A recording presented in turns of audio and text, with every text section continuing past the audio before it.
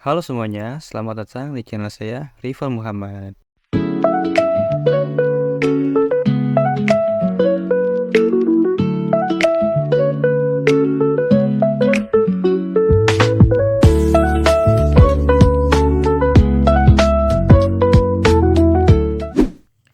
Di video kali ini, kita bakal bahas tentang Quality Assurance, apa itu QA, kenapa penting, dan gimana perannya di dunia teknologi. Kalau kamu lagi mulai belajar QA, pas banget kita bakal belajar bareng-bareng di sini. Jadi stay tune ya sampai akhir. Oke teman-teman, sebagai gambaran di video ini kita akan bahas tentang materi Quality Assurance dari dasar, apa itu Quality Assurance atau QA, peran dan tanggung jawab, sampai ruang kerja. Lalu kita masuk ke skill yang dibutuhkan, peluang karir, dan kisaran gaji. Terakhir, ada rangkuman agar materi mudah diingat dan dipelajari kembali. Nah, sebelum masuk lebih jauh, kita pahami dulu apa itu Quality Assurance. Quality artinya kualitas, sedangkan assurance artinya jaminan atau kesesuaian standar. Jadi, secara sederhana, QA adalah proses untuk memastikan software yang kita buat sudah sesuai dengan requirement dan standar yang ada. Dengan QA, kita bisa lebih yakin kalau produk yang dirilis itu tidak hanya berjalan, tapi juga memenuhi kualitas yang diharapkan. Analoginya, kamu bisa bayangin QA itu kayak seorang detektif. Tugas utamanya adalah nyari bug yang tersembunyi di dalam aplikasi.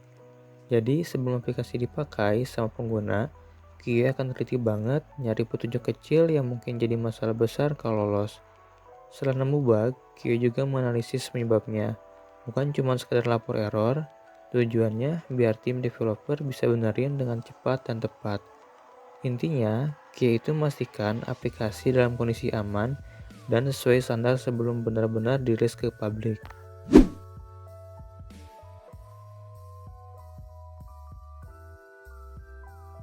Sebagai QA, tugas utama kita untuk memastikan aplikasi bisa berjalan dengan baik. Ada beberapa tanggung jawab penting yang biasanya dilakukan seorang QA. Pertama, memastikan aplikasi bekerja dengan benar sesuai dengan fungsinya. Kedua, menulis test case dan skenario pengujian supaya semua fitur bisa dicek dengan rapi. Selain itu, QA juga melakukan pengujian software, lalu berkoordinasi dengan developer kalau ditemukan bug atau error. Setiap ada update aplikasi, QA juga melakukan regression testing untuk memastikan fitur lama tidak ikut rusak. Dan yang terakhir, QA juga menjaga standar kualitas produk supaya tetap sesuai dengan yang diharapkan. Sebagai gambaran, kita bisa bayangin, pernah nggak ketika kita buka sebuah website tapi loadingnya lama banget, atau pas install aplikasi begitu dibuka malah langsung keluar sendiri? Nah, pengalaman kayak gini menunjukkan kalau kualitas aplikasi atau website tersebut belum sesuai dengan yang kita harapkan. Disinilah peran QA penting banget supaya hal-hal kayak gitu bisa dicegah sebelum masuk ke pengguna.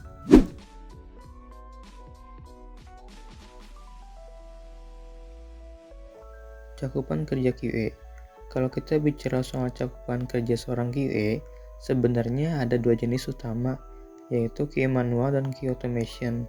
QA manual lebih fokus ke pengujian secara langsung, seperti memeriksa tampilan UI UX atau melakukan exploratory testing. Jadi, QA manual ini benar-benar menguji aplikasi dari sisi pengalaman pengguna.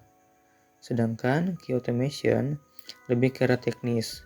QA automation menggunakan tools seperti Selenium, Catalan, atau Cypress untuk membuat skrip otomatis. Tujuannya supaya pengujian bisa dilakukan berulang-ulang dengan cepat dan konsisten. Jadi, keduanya saling melengkapi. QA manual lebih banyak menggunakan intuisi dan sudut pandang pengguna, sedangkan QA automation membantu mempercepat proses testing yang sifatnya repetitif.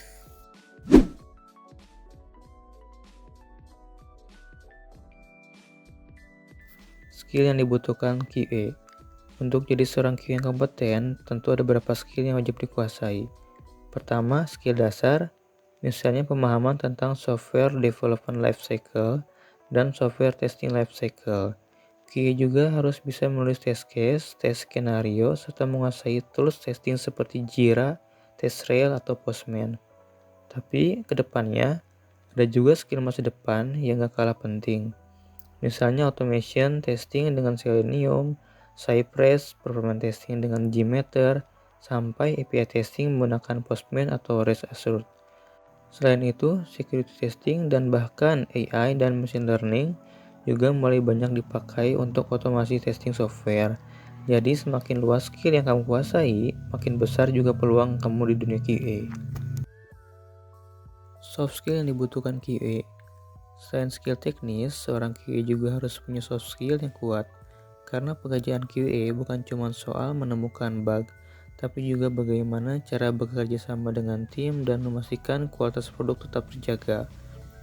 Beberapa soft skill penting yang wajib dimiliki QA antara lain: pertama, critical thinking dan problem solving untuk menganalisis bug dan mencari solusinya.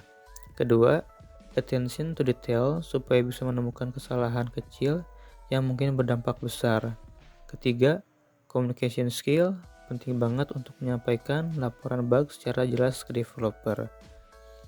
Selain itu, QA juga harus bisa teamwork dan kolaborasi dengan tim, punya adaptability dan learning untuk mengikuti perkembangan teknologi baru, serta time management agar pengujian lebih terarah.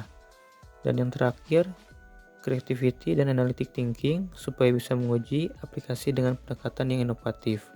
Kalau soft skill ini dikuasai, QA bisa bekerja lebih efektif, punya pengaruh besar dalam tim, dan tentu saja memastikan produk yang dirilis memiliki kualitas terbaik.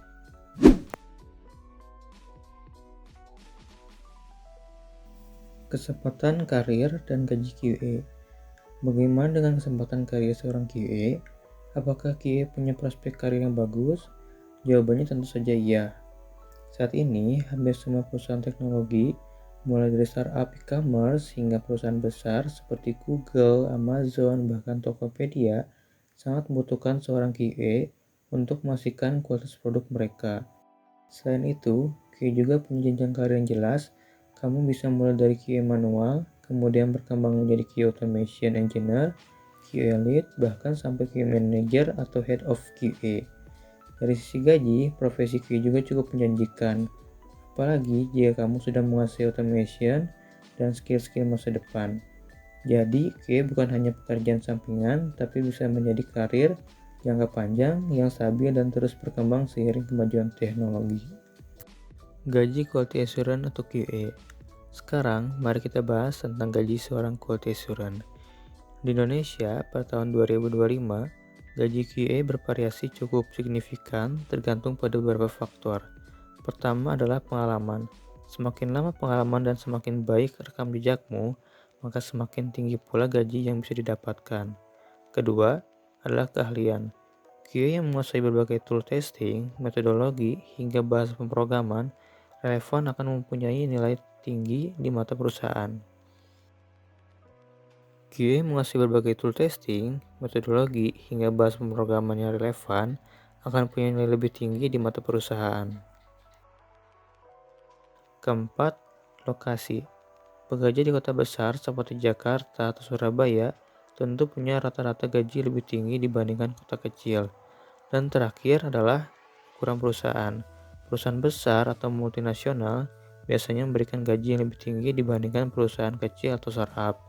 Jadi bisa disimpulkan bahwa profesi QA cukup menjanjikan, apalagi kalau terus mengasah skill dan memilih jalur karir yang tepat. Kesimpulannya, ada 3 hal penting yang bisa kita ambil. 1. QA memastikan produk sesuai standar dan bebas bug. Kedua, QA mempunyai peluang karir dan gaji yang menjanjikan. Ketiga, QA cocok banget buat kamu yang mau masuk dunia IT tanpa harus jadi programmer penuh. Kalau kamu tertarik, jangan lupa subscribe dan nyalakan notifikasinya. Sampai ketemu di video berikutnya.